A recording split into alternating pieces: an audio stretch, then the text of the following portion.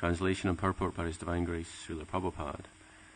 Where it has been stated that the Lord's enemies and devotees attain the same destination, this refers to the ultimate oneness of Brahman and Lord Krishna.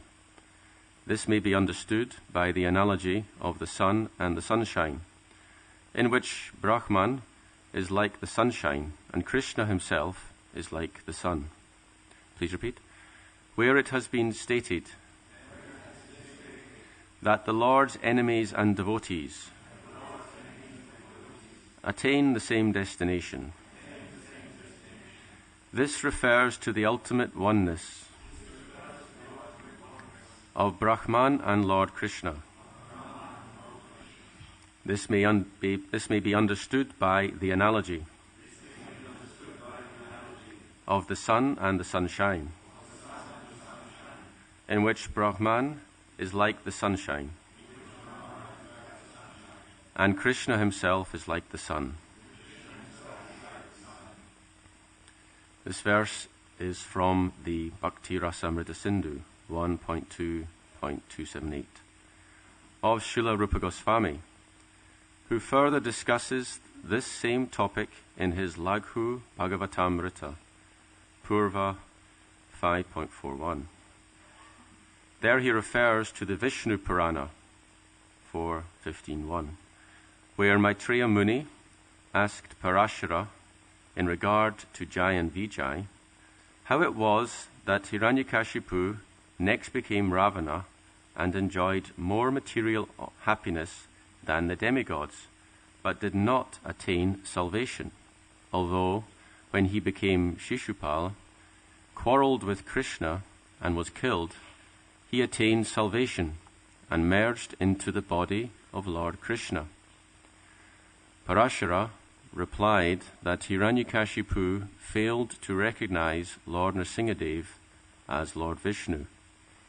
He thought that Nrsingadev was some living entity who had acquired such opulence by various pious activities.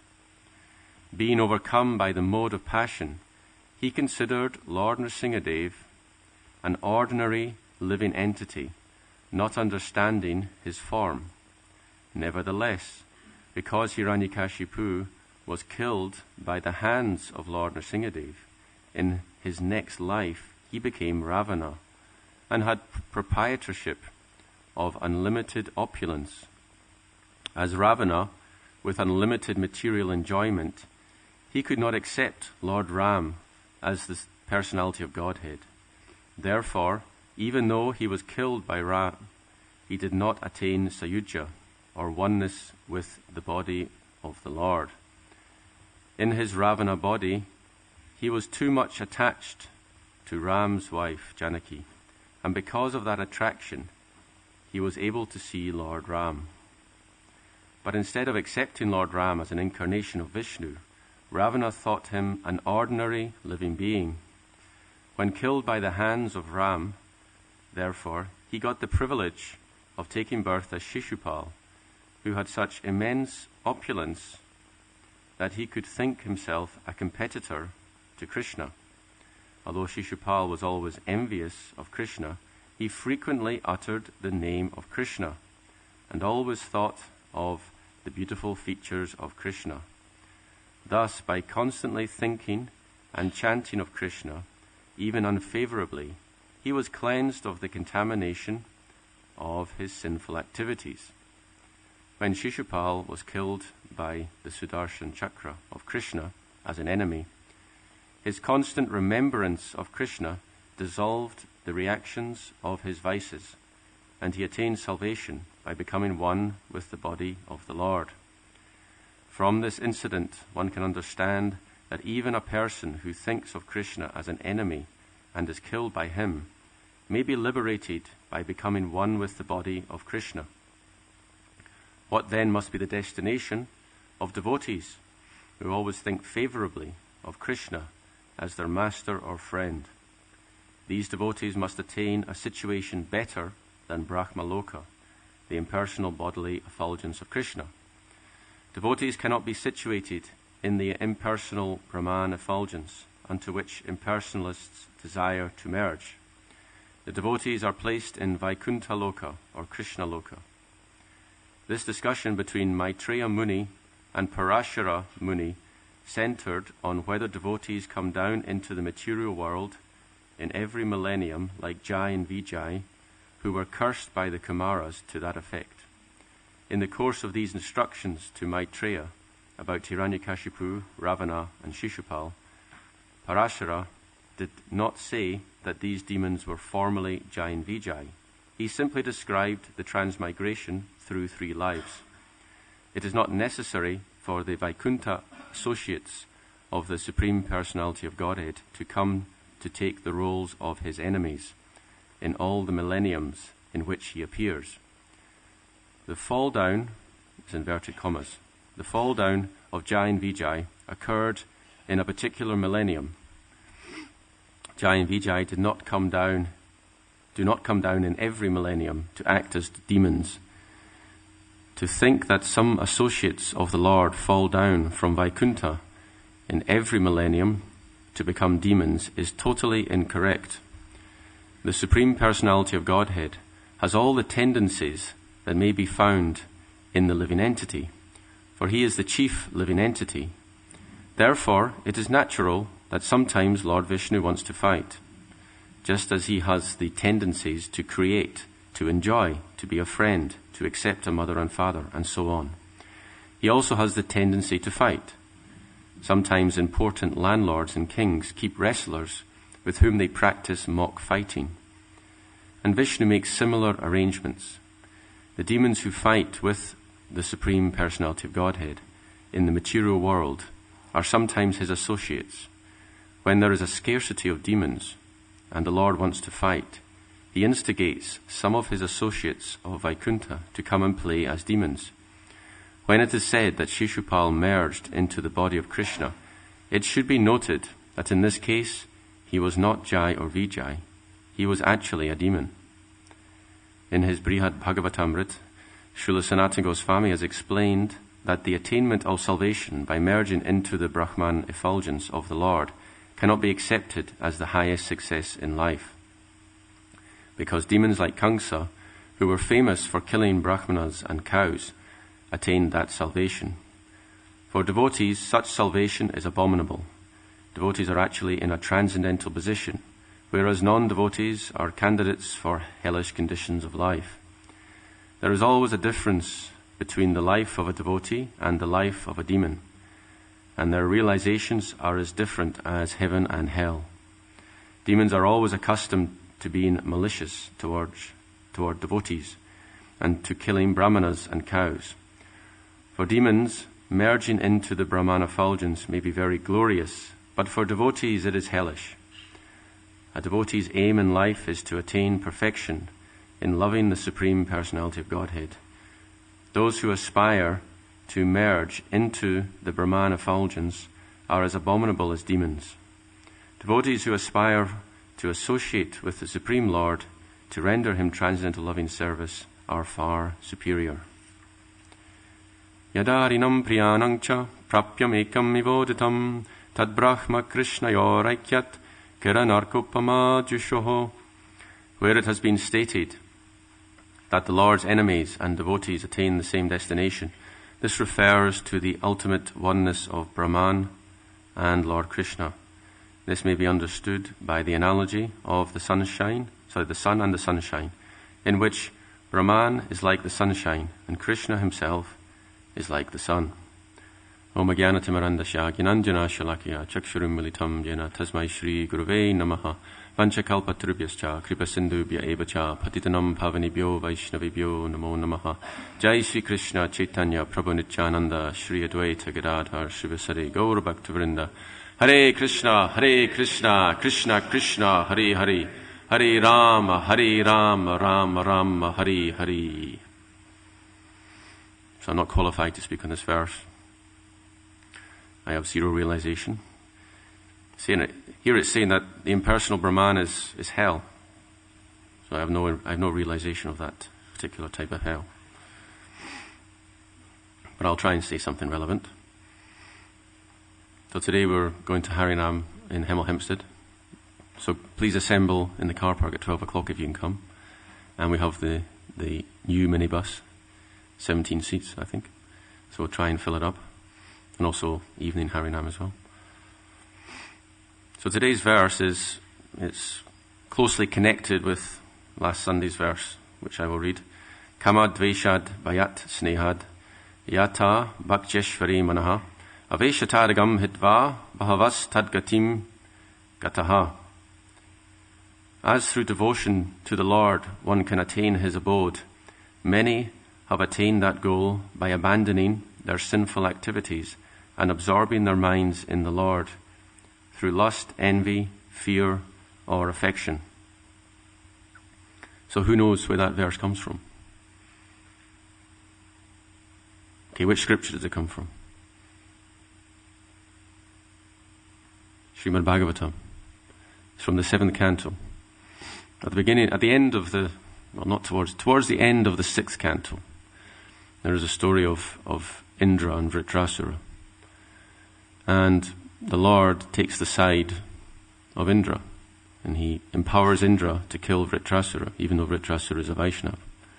So this gives rise to a doubt in the mind of Parikshit Maharaj, because he's thinking, well, the Lord is equal to everyone, but he tends to side with the demigods. So he brings up this point, at which point Sukadeva Goswami replies by referring to a conversation between Yudhisthira Maharaj and Narad Muni at the Rajasuya sacrifice. So at that sacrifice, Krishna killed Shishupal, and Shishupal merged into the body of Krishna. So this astonished Yudhisthira Maharaj, because he's thinking, this is a demon. How come a demon can get such an exalted position as to merge with the body of the Lord? And he asked this to Narad Muni, because Narad Muni was also present at the assembly. And he says, how is it that Shishupal gets such an elevated destination, and yet King Vena, who was also a notorious demon, he was obliged to go to hell? It seems that the Lord is not treating everyone the same. He's not treating every demon the same even. So this is a good question. Is the Lord partial or impartial? So what do you think? Is he partial or impartial?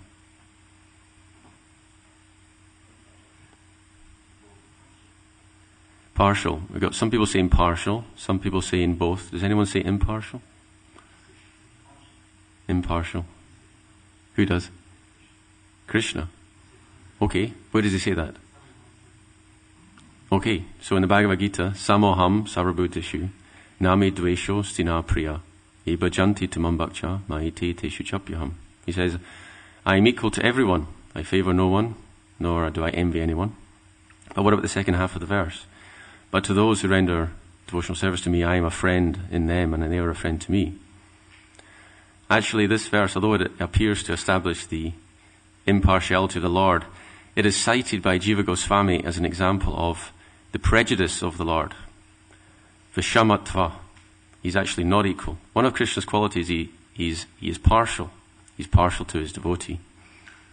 So, he's both, right?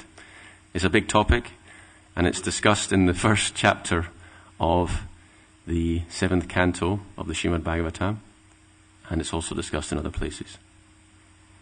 Actually, it's said that the Lord is impartial, but his devotee is partial.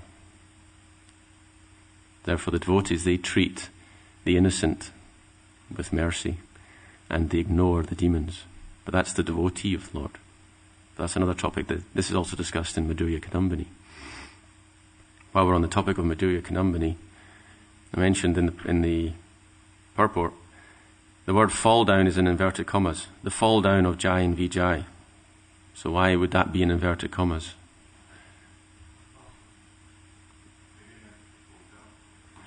Okay, they didn't fall down, so what happened then? Yes. So why did they take on that role? To give the Lord pleasure. Yeah. There's sometimes a discussion, did they fall down or not?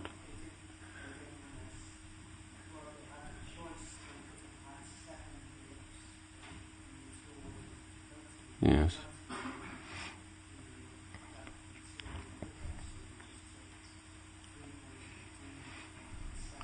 Okay. So there's a choice. 7 births as devotees or 3 as demons. And they chose to be a demon, so then they could go back quicker. Gaur Krishna Prabhu. Okay. Reuben? Okay. Okay.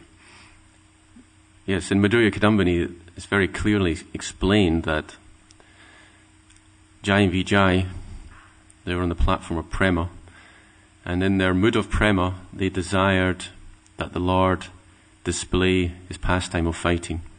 They were thinking, the Lord is so able to fight, but he has no one equal to him to fight. A good fight requires a worthy opponent. So Jai and Vijay were thinking, well, we can be the worthy opponent of the Supreme Personality of Godhead. So they desired like this. And just by that desire, the Lord made arrangements for the 4 Kumaras to come, for Jai and Vijay to disrespect them, and then for the Kumaras to curse them. So it's all the Lila of the Lord. So we should never think that Jai and Vijay fell down from the spiritual world. Yes, so this verse I was mentioning, which is the previous verse in Chaitanya Charitamrita, it's ambiguous because it says, Bahavas tad gatim gataha. The demons, they attained the same destination as the devotee. So at first glance that sounds, well, it's misleading, isn't it? Well, the devotees, they attain the spiritual world, they go to Krishna Loka. Does that mean the demons who are killed by Krishna, they also go to Krishna Loka? Do they get to enjoy with Krishna in his eternal pastimes? The answer is no. And the reason is given in the 3rd line on today's verse. Tad Brahma Krishnayor Aikyat. Because Brahma, or the Brahman effulgence, and Krishna are considered to be one. So in that sense, they get the same destination. Here we see it's very interesting how the Srimad Bhagavatam is the particular scripture that's very dear to the Vaishnavas. And yet, some of the very important Vaishnav conclusions are not obvious from the statements of Srimad Bhagavatam. Therefore, we need the Acharya to explain. Acharyavan Purusho Veda. Unless we go through the Acharya, we cannot have knowledge. Therefore, Srila Rupa Goswami, in his Bhakti Rasamrita Sindhu, he has explained the actual meaning of this verse, that Tad Brahma Krishnayor Aikyat. Because Brahman and Krishna are one, then in that sense we can say that the demons and the devotees have the same destination. So in is it the 1st chapter, or is it the 2nd chapter of Srimad Bhagavatam, 1st canto, there's a description of the 3 phases of the Absolute. So it's a famous sloka, so I ask someone to please recite the sloka. What is the sloka? It describes the 3 phases of the Absolute.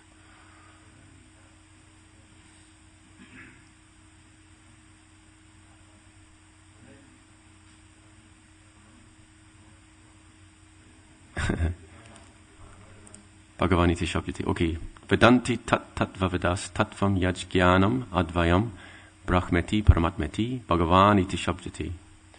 So the tattvavits, those who are transcendentalists, who know the science, they explain that the absolute truth is non-dual, advaya gyan. It is non-dual substance, which has 3 phases, Brahma, Paramatma, and Bhagavan. So because it's non-dual, then we can say that Brahman and Krishna are one, in that sense, you see. So this verse is also elaborated upon in Chaitanya Charitamrita. The 3rd sloka of the entire book is an elaboration of this, in wherein it is said, Yadadvaitam brahmopanashadi tadapyasya tanubha, that the non-dual Brahma, which is described in the Upanishads, is actually tanubha, the effulgence of the Lord's body, you see. Therefore, it is correct to say that Brahman, Paramatma and Bhagavan are actually one. Paramatma is Angshavibhav, it is a plenary portion. And Bhagavan he is Sadaishvarya Purna, it is the complete manifestation of the Lord. So, what does Narada Muni reply when Yudhishthira Maharaj asks him, why is it that Shishupal merged and yet King Vena went to hell? And he explained, actually, it is the Lord treats everyone the same. So when from our vision, we may see a difference. We may see that one is getting a reward and one is getting a punishment. But actually, from the Lord's perspective, it is all a reward. Now the difference between Shishupal and King Vena is given in the purport. So if you're attentive, you'll understand the reason why Shishupal received a higher destination. What was that reason?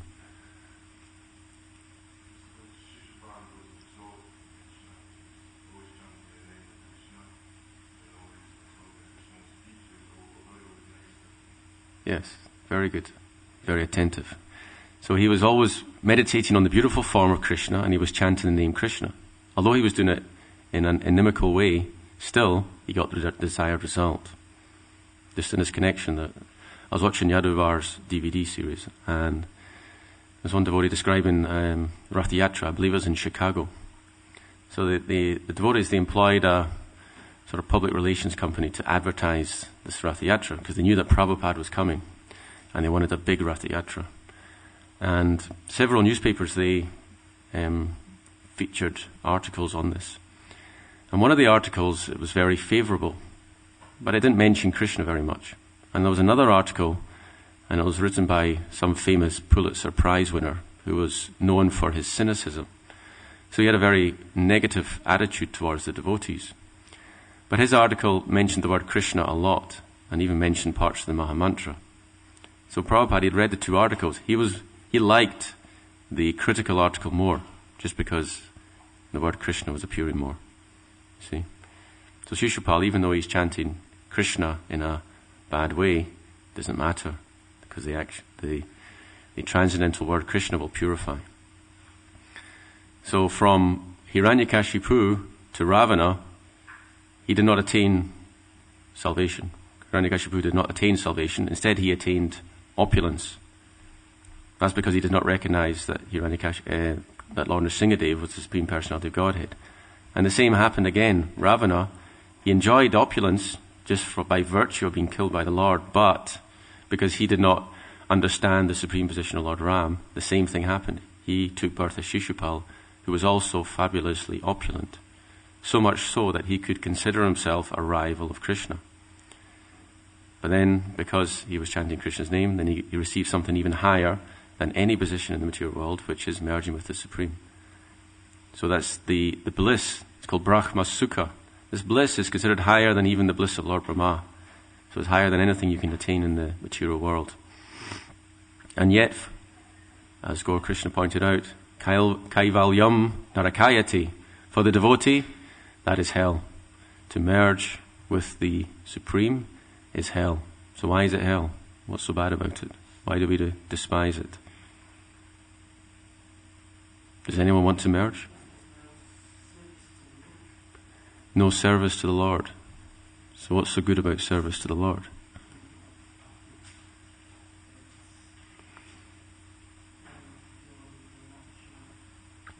Okay. Be truly happy. Okay. Okay. So the second canto, there's a statement, Muktirit Vanyatarupam Svarupena Yavastiti. That liberation, real liberation, means to give up Anyatarup, any other conception, and to be situated in Swarup, or to be situated in one's real nature. So this is the real nature of the jiva. Krishnera Swarupahoy, so Jivera Swarupahoy Krishnera Nichadas, eternal servant of the Lord. So as I mentioned when I gave class the last time, there's a statement in the next chapter, Krishnera Sammata Hoiti Bada Bhaktapad. Higher even than the position of being equal to Krishna is to be the devotee of Krishna. That is why everyone is a devotee of Krishna, including Lord Balaram himself, including even Lord Krishna. He comes as Lord Chaitanya Mahaprabhu to take the position of devotee. It is the highest position you can imagine. Salokya Sarsti Samipya Sarupya Katvam Apyuta Diyamanam Nagrinante Bina Matsevanam Jana. And the devotee will not accept any type of opulence if it means giving up the service of the Lord. Even an Aikya means, in this connection, means merging. It is not even considered a type of liberation for devotees. And they will not even go near it. So this is the fundamental principle of Vaishnavism. And this illustrates the point that we must go through the Acharya, because the statement that Narad Muni makes, Bhavas Tadgatin Gataha, suggesting that the devotees and the demons get the same destination, is completely un-Vaishnav. Why does he do that? Why did Srila Vyasadeva write like this? I don't know why he wrote like this. There's a whole... When he compiled the Vedas, it was very elevated. Only the Brahmins could understand. Stri Sudra Dvichubandhanam Trai Na Shruti Gochara. The Vaishyas, the women, and the friends of the Brahmins, they could not understand the intricacies of the Vedas. Therefore he compiled the Mahabharata. The Mahabharata is very accessible to everyone. That was his mercy. But he was still feeling despondent. So Narad Muni came, and Narad Muni explained why he was despondent. Naishkarmyam apyachuta bhavavarjitam na shobhati jnanamalam niranjana.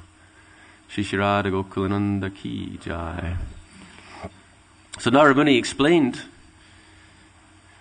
to Srila Vyasadeva, what you've done is very good, but it is achuta bhava varjita. It is devoid of Krishna consciousness. There is insufficient description of love of Krishna, achuta bhav. And this is the problem. As the demigods pray, when Krishna is in the womb, the demigods, they pray, in yera vindaksham vimuktimaninas tvayasta bhavada vishuddha buddhayaha aruhya krichrena padam padam tatach patanchado nadrita yushmadangrayaha. Said those who neglect to worship the lotus feet of the Lord, with great difficulty they may elevate themselves out of this material world to param padam, the position which is beyond the modes of material nature, but they must then fall down again. And they are vimukti manina, which means they only think that they're liberated, they're not actually liberated. So when Narad Muni explains to Srila Vyasadeva, he says, well, you've not sufficiently described the glories of the Lord. Then Srila Vyasadeva compiled the Srimad Bhagavatam. Srimad Bhagavatam Puranam Amalam Yad Vaishnavanam Priyan. Therefore it is very dear to the Vaishnavas.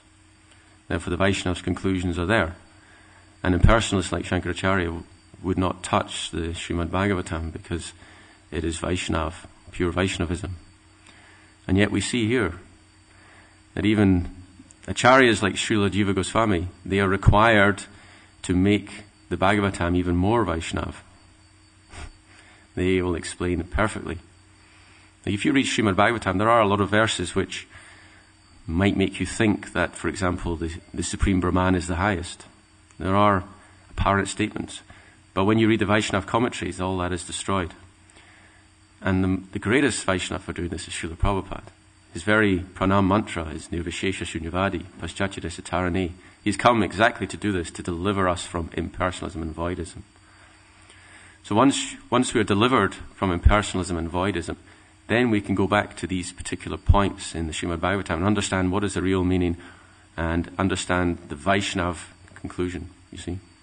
So therefore, Bhavas Tadgatim Gataha means that Brahma and Krishna are one. At the same time, they're different. Okay, so these are some considerations. Actually, while we're on the topic of liberation, so what is the beginning of the Srimad Bhagavatam? It says, Dharma projita kaitavatra.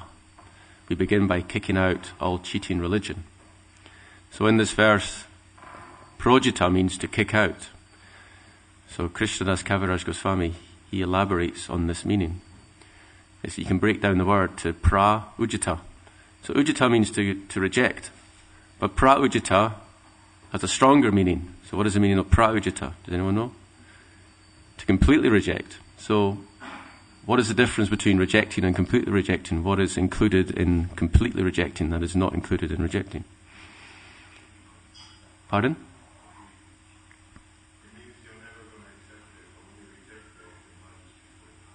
Okay, well, that's not what Krishnadas Kaviraj says, but maybe it's true. Okay, so the pra, it means to give up even the desire for liberation. So it says, when Krishnadas Kaviraj Goswami discusses the Purusharthas, Dharma, Artha, Kama and Moksha, he says, Taramaji,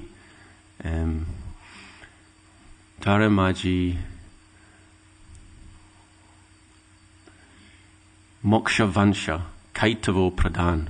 Amongst all those, the greatest type of cheating, kaitavo pradhan, is mokshavansha, the desire for liberation. So why is it so bad? Why is the desire for liberation so bad? It's explained in the Bhakti Rasamrita why it's so bad. It's also explained in Chaitanya Charitamrita why it's so bad. Yeah. It's not pure love for Krishna.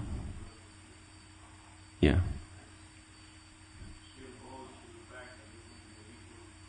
Yeah. Yeah. Okay. Pendra.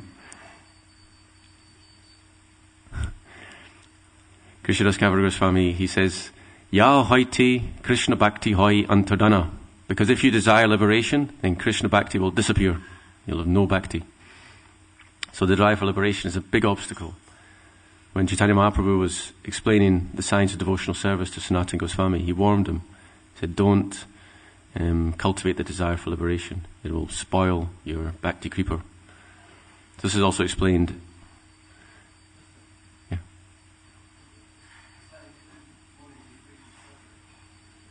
Yes. The desire to be free from suffering is selfish. Okay. I mean, if you have that desire, which is unnatural, but you try and practice devotional service and you desire to be free from it, then you'll be fine, right? But if you desire liberation, impersonal liberation, then that is an obstacle, right? So in the Bhakti Rasamrita Sindhu, it says, Bhukti mukti sprihayavat pishachi ridivartati tavad bhakti sukasyatra katam abhyudayo bhavet. That bhukti, desire for enjoyment, and mukti, desire for liberation, are like a witch in the heart. And as long as that witch is present, then bhakti will not arise. So we have to be very serious about this. It's all very well to chant 16 rounds, follow the regulative principles. But if inside you're thinking, I want enjoyment and I want liberation, then you're going to hit a brick wall. You will not advance. And Prabhupada didn't want us to just remain as neophytes. He actually wants us to rise, to transcend the material world. So this moksha, it's explained that devotional service has 6 characteristics. Kleshagni Shubhada Moksha Laguta Krit Sudurlabha Sandrananda Visheshatma Shri Krishna Karshani Chasa. The first 2 are Kleshagni and Shubhada. The devotional service destroys all impediments, all obstacles, all inauspiciousness, and it awards all auspiciousness. Now this applies to sadhana bhakti, the beginning of devotional service. Immediately these 2 will come about. But then the next 2, which are moksha laguta krit, which means to consider liberation to be insignificant, and sudurlabha, rarely attained. This is only comes at the platform of bhava bhakti.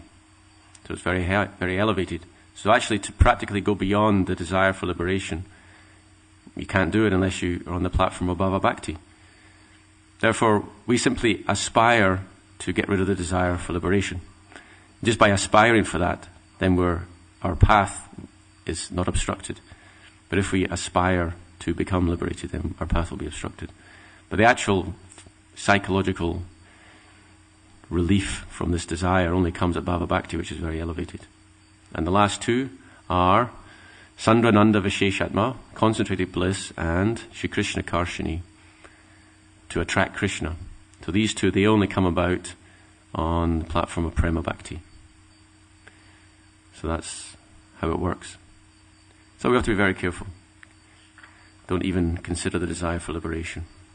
As Chaitanya Mahaprabhu himself has taught, Janmani Janmanishvari Bhagavad Bhakti Rahoitukitvayi. Birth after birth. Please let me be born again, birth after birth, and just have causeless devotional service. So, maybe I ask comments and questions.